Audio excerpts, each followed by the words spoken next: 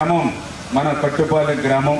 అందుకే ఈ కట్టుపాలెం గ్రామానికి సంబంధించి కూడా అనేకమైన అభివృద్ధి కార్యక్రమాలు చేయడంలో కూడా ఈరోజు చూస్తూ ఉన్నాం. ఇక్కడ ఒక మరి సిమెంట్ రోడ్డు ఉంది కట్టుపాలెంలో అంటే గతంలో 14-19లో మనం వేసినటువంటి రోడ్డు మళ్ళీ ఈరోజు మన అధికారంలోకి వచ్చాక అందులో ముఖ్యంగా కట్టుపాలెంకి సంబంధించి మరి ఏదైతే సీసీ డ్రైన్లు కానీ అదేవిధంగా సీసీ రోడ్స్ కి సంబంధించి కూడా శాంక్షన్స్ ఇచ్చాం.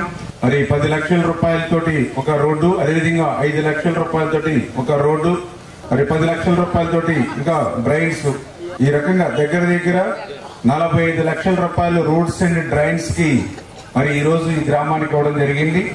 వీటితో పాటుగా మన గ్రామానికి సంబంధించి డ్రింకింగ్ వాటర్ నిమిత్తం మరి త్రాగునీరు ఇబ్బందులు ఉన్నాయనేటువంటి పరిస్థితి మీరు చెప్పినటువంటి స్థితిలో 41 లక్షల రూపాయలు అంటే దగ్గర 1/2 కోటి రూపాయలు ఈరోజు మంచినీళ్లు సురక్షితమైన త్రాగునీరు అవ్వడం కోసం కూడా ఈరోజు ఆర్డబ్ల్యూఎస్ డిపార్ట్మెంట్ నుంచి జలజీవన్ మిషన్ నుంచి ఈరోజు 41 లక్షల రూపాయలు మీ ఒక్క గ్రామానికి నిధులు ఇచ్చి ఈరోజు శంకుస్థాపన చేస్తామని చెప్పి తెలియజేసుకుంటూ 3 ర్యాంపులు దగ్గర మరి 14,20,000 నిధులు ఇచ్చి 3 ర్యాంపులు మన కట్టుపాలెంలో మీకు కూడా అరేంజ్ చేయడం జరిగింది. తొందరలోనే ఆ 3 ర్యాంపులు కూడా ఆ యొక్క నక్కల డ్రైన్కి మీ కట్టుకాలంలో నిర్మాణం చేసేటువంటి బాధ్యత కూడా ఈ సంవత్సరంలోనే చేసి పూర్తి చేస్తాము మా ఆడపడుచులకి అని చెప్పి కూడా మీ ద్వారా అందరికీ కూడా తెలియజేసుకుంటూ, మీకు అందరికీ తెలుసు పెన్షన్స్ గతంలో 2,000 రూపాయలు పింఛన్,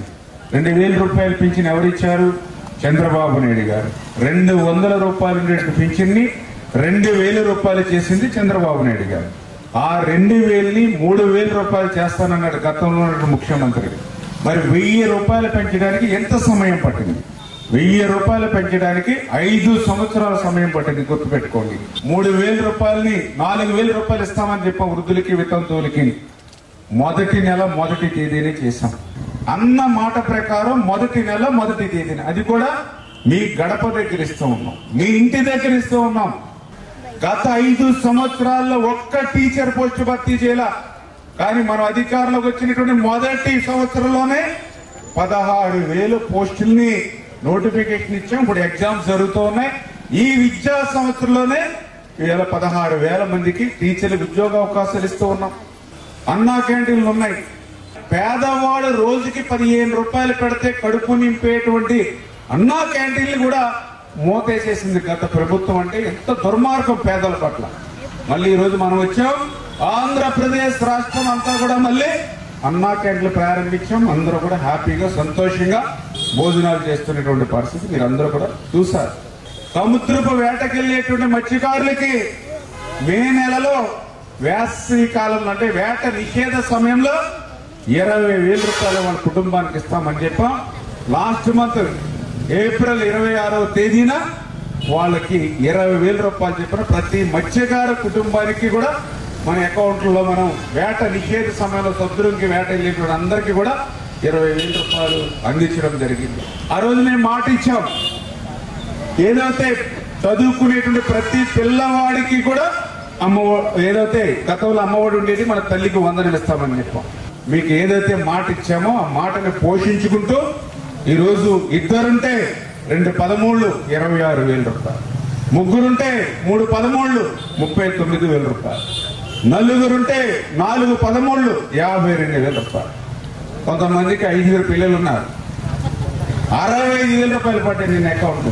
అది కూడా ఎక్కడో తెలుసా మీకు? 5 పిల్లలకి సాక్షాత్తు జగన్మోహన్ రెడ్డి గారి నియోజకవర్గం, పులివెందుల నియోజకవర్గం, వేంపాడు మండలం నుంచి నిన్న వీడియో పెట్టారు. ఆ తల్లి పిల్లలు 5 కలిపి ఆనందంగా మాది పులివెందుల నియోజకవర్గం. మా గతంలో మా నియోజకవర్గం నుంచే ముఖ్యమంత్రిగా జగన్మోహన్ రెడ్డి గారు పనిచేశారు. ఆ రోజు మా 5 పిల్లలకి ఒకళ్ళకే వచ్చింది 13,000 రూపాయలు. కానీ ఈరోజు చంద్రబాబు నాయుడు గారు వచ్చాక 5 పిల్లలకి 65,000 రూపాయలు వచ్చింది. అంటే అప్పుడు 13,000 వస్తే ఇప్పుడు 65,000 రూపాయలు వచ్చిందని చెప్పి ఆ తల్లి ఆనందానికి అవధులు లేనిటువంటి పరిస్థితి. శారద ఆవిడ పేరు. మరి అదేవిధంగా గతంలో 42 లక్షల మందికి ఇచ్చారు అమ్మఒడి. ఈ రోజు మనం 67 లక్షల మందికి ఇస్తూ ఉన్నాం. అంటే గతంలో కంటే 25 లక్షల మంది అదనంగా తల్లులకి పిల్లలకి 20,000 రూపాయలు పెట్టుబడి సాయం అన్నదాత సుఖీభావ్ కూడా ఈ నెలలోనే అమలు చేయబోతూ ఉన్నాం. అంటే ఆంధ్రప్రదేశ్ రాష్ట్ర చరిత్రలో 2 సూపర్ 6 పథకాల్ని ఒక్క నెలలోనే అమలు చేసేటువంటి ప్రభుత్వం మన ప్రభుత్వం. రాజధాని నిర్మాణం చేస్తూ ఉన్నాం. స్టీల్ ప్లాంట్ ని ప్రైవేటీకరణ కాకుండా కాపాడుకున్న విశాఖ స్టీల్ ప్లాంట్ ని గుంతలు లేనిటువంటి రోడ్లను ఏర్పాటు చేస్తూ ఉన్నాం. ఎవరైతే రాష్ట్రం వదిలి పారిపోయారో పరిశ్రమలు పారిశ్రామికవేత్తలు వాళ్ళందరినీ రాష్ట్రానికి తీసుకొచ్చి మళ్ళీ ఇక్కడ పెట్టించి మీ పిల్లలకి ఉపాధి అవకాశాలు కల్పించేటువంటి విధంగా మేము మళ్ళీ పనులు చేస్తూ ఉన్నటువంటి పరిస్థితి. ఇంటింటికి సిమెంట్ రోడ్లు వేస్తూ ఉన్నాం. మరి ఎన్ఆర్జీఎస్ లో అనేక రకాలుగా షెడ్లు అన్ని కూడా ఇస్తూ ఉన్నాం. అంటే ఈ రకంగా అభివృద్ధి సంక్షేమం ఇంత పెద్ద ఎత్తున చేస్తున్నాం. ఆయన చేసినటువంటి తప్పులన్నింటినీ కూడా సరిదిద్దడానికే మాకు టైం సరిపోతుంది. ఈవేళ ఆయన విధ్వంసం చేసిన పోలవరం ప్రాజెక్టుని మళ్ళీ మనం నిర్మాణం చేసుకోవాలి. ఆయన ధ్వంసం చేసిన రాజధానిని మళ్ళీ మనం కట్టుకోవాలి. ఆయన లోకులకి షట్టర్లకి రోప్స్ కి ఎక్కడా కూడా మరామతులు కాదు కదా, కనీసం గ్రీజ్ కూడా పెట్టకపోవడంతో కొట్టుకుపోయినటువంటి గేట్లన్నింటినీ కూడా మళ్ళీ మేము తిరిగి పెట్టుకోవాలి. 5 సంవత్సరాలు ఎక్కడ కూడా ఒక తట్టమట్టి ఏ కెనాల్లో కానీ డ్రైన్లో కానీ తీయకుండా పోవడంతో మళ్ళీ ఆ తట్టమట్టి మళ్ళీ మనం ఎత్తుకోవాలి. అటువంటి పరిస్థితి అయింది మరి. ఈరోజు జగన్మోహన్ రెడ్డి 5 సంవత్సరాల పాలనా పాపం ఫలితం ఈవేళ ఇటువంటి కష్టం అందరికీ వచ్చినటువంటి పరిస్థితి. ఇటువంటి స్థితిలో కూడా మీ అందరికీ కూడా ఇవాళ చంద్రబాబు నాయుడు గారు, పవన్ కళ్యాణ్ గారు వీరిద్దరికీ తోడుగా నరేంద్ర మోడీ గారు ఉన్నారు కాబట్టి ఇంత పెద్ద ఎత్తున అభివృద్ధి సంక్షేమ కార్యక్రమాలు చేస్తూ ఉన్నారు. దయవుచ్చి మీరందరూ అర్థం చేసుకుని మరి వైఎస్ఆర్సీపీ మాటలు కల్లబల్లి మాటలు ఎవరు నమ్మకుండా మీరందరూ కూడా రేపు మళ్ళీ ఈ కూటమి ప్రభుత్వానికి ఎప్పుడు ఆశీర్వాదం అందించాలి. ఒక్క ఛాన్స్ అని అధికారం ఇస్తే 5 సంవత్సరాలు 20 సంవత్సరాలు వెనక్కి నెట్టేసాడు ఈ రాష్ట్రాన్ని.